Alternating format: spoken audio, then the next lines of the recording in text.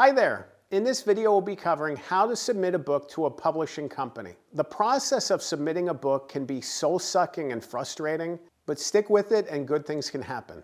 By the end of this video, you will learn how to get your draft in order, how to work on a book proposal, and how to solicit your project to agents and publishers.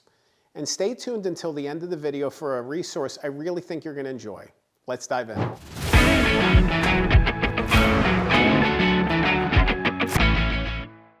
When thinking about writing a book and getting it published, you really need to think about the message that you're sharing. What is it that you're trying to say? What is it that you're sharing with the world? And what makes you the best person to bring out that message? So often, people lose sight of that and they just think, oh, I'm going to write a book, Okay, great.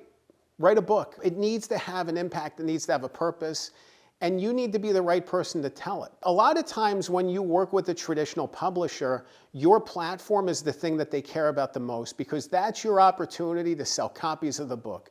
I wish that wasn't the case, and I wish that we were all focused just on the message and what you're trying to say, but that's not how this works. That's not how this typically works, especially with the big publishers. They're so focused on platform. They're so focused on your ability to market and promote your book. Or your visibility as a thought leader or a business leader or something. So the element of you is so important to this process, and you really need to keep that in mind. If you're interested in publishing your book traditionally, you need to be able to be there for your book, to promote it, to market it, to support it. But their publishers are typically looking for people who have bigger platforms. It's been frustrating for me sometimes. I'll submit a book proposal to agents and publishers, and it's a great idea, but you don't have as many social media followers. Oh, you don't have this, you don't have that. I'm more of a glass is half full. I'm more of an optimistic person, but at the same time, I get it. It's a business, and I only have the ability to sell so many books myself. My ability to sell books only goes so far, so I get it. But at the same time, there's so many powerful stories to share, and if you keep working at it, you can find a publisher that's going to say yes. So once you figure out your book's focus and why you're the right person to write the book, you need to write the book. And I know these steps don't always go in order in terms of how they all happen, but the writing process is huge. Without a book, there's no publisher, there's no anything else.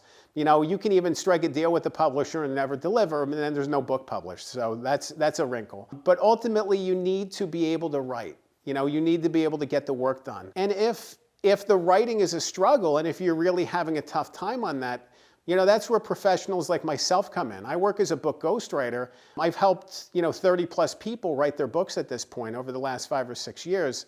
And a lot of times, these are books that the author either didn't have the time, the writing skill, the expertise to be able to finish on their own, and I helped them get across the finish line. Some of those were traditionally published. I've also published books on my own. So it's an interesting juggling act, but ultimately, if you as the author know you might not have the time or the skill to write the book that you want to write, there's help to be had. When you go to the bookstore and pick a book off the shelf by some celebrity and you say, how did they have the time to write this book? They didn't have time to write this book. They didn't write this book all alone. They wrote it with the help of a ghostwriter or a writing coach or somebody else. So it's important to keep that in mind, that there are elements, there are people behind the scenes that can help you bring this book forward. Once you have a concept and you have some semblance of writing done, whether it's a couple sample chapters or a full draft, you can really come forward on a book proposal. A book proposal is a roadmap for the entire project. It talks about comparable titles, it talks about your platform, talks about the audience, it talks about everything. What is the story of your book? How is it going to be promoted once it's released? What do the sample chapters look like and read like? All of those things go into a book proposal, and this is the document that you need in order to take the next step in your publishing path if you're traditionally publishing. Once you have a proposal drafted, you can then send it to literary agents. Literary agents are people who represent your book and then try to work out deals with publishers with you.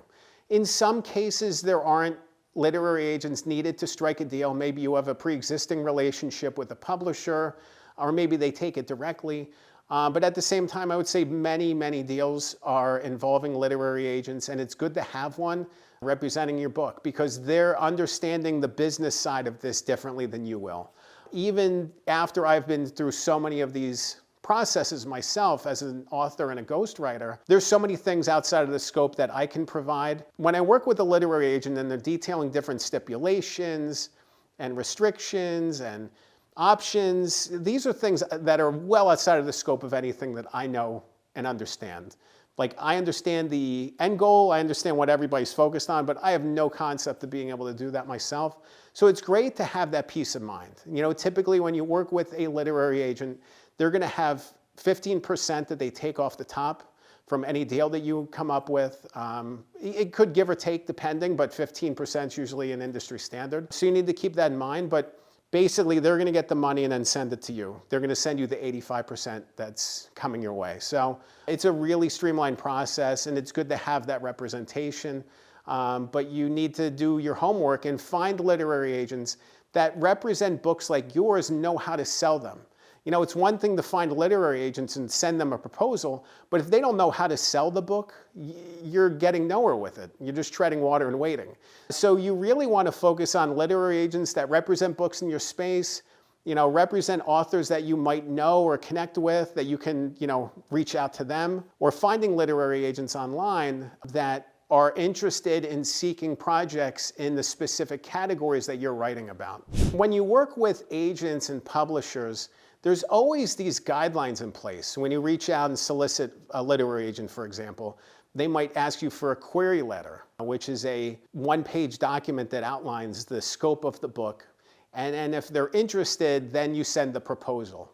It's this level, you know, but there's so much waiting. Oh, I'll respond within 12 weeks. I'll respond within this, with that. You know, years can go by without much movement, you know, if you're not staying on top of it. And it's a really demanding, frustrating process.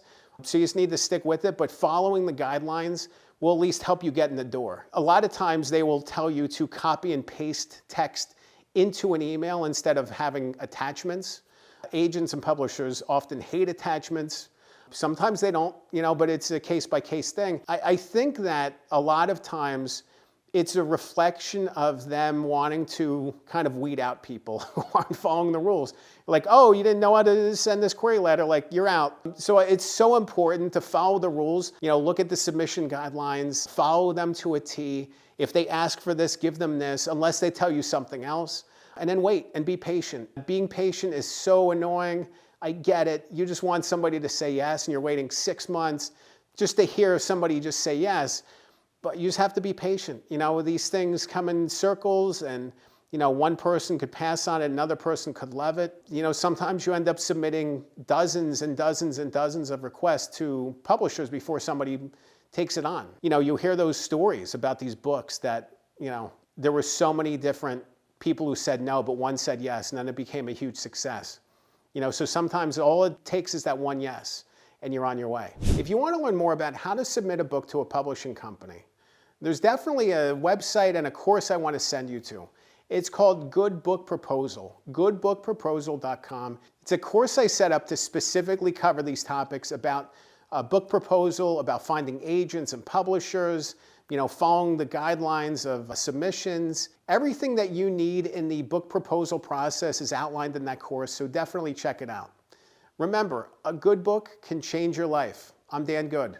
Thanks for watching.